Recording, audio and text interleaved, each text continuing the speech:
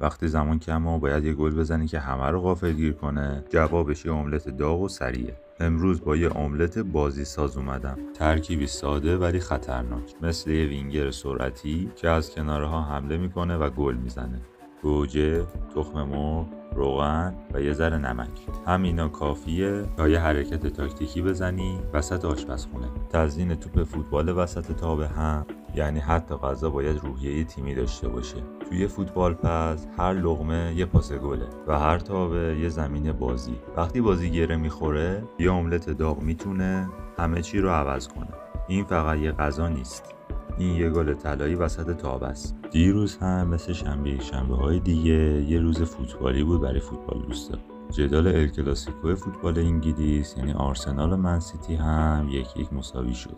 اینتر با تحمل دشوار تا شنیدن سوت پایان بازی 2-1 از صد ساسولو گذشت. بارسا هم با درخشش اولمو و توره 3-0 خطافه رو در هم کوبید.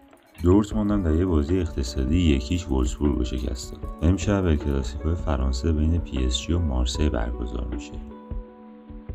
اگه تو هم اهل بازی، چه توی زمین چه توی آشپزخونه، این غذا مال توه. اگه هم عاشق فوتبال و غذا هستی، همین حالا پیج رو دنبال کن و توی کامنت بگو تیم محبوبت کیه و غذای مخصوص شب بازی چیه.